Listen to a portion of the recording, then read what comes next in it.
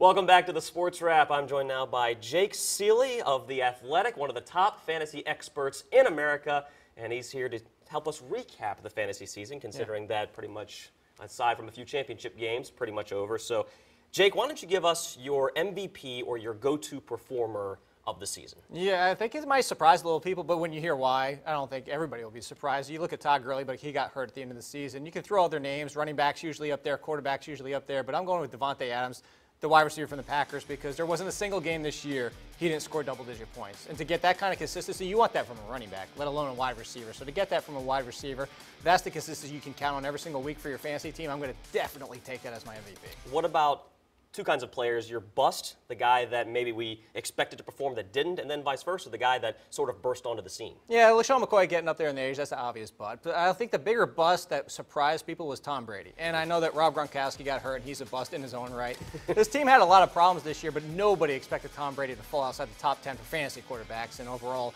that's just a surprise to everybody. On the flip side, the good version, you know, Saquon Barkley was supposed to be the locked-in Rookie of the Year. And then Philip Lindsay, the rookie running back for the Denver Broncos, really surprised people, not only taking over for Royce Freeman, but putting his name in that conversation with Saquon Barkley that nobody expected. People weren't even talking about him in the preseason.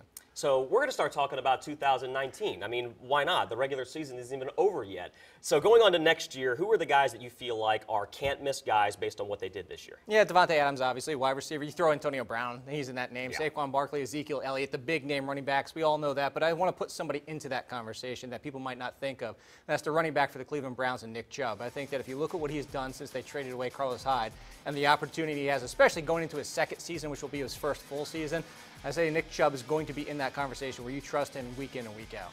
He's Jake Ciely from The Athletic, and he will join us one final time Friday, 10:30 on the season finale of the Washington Huddle.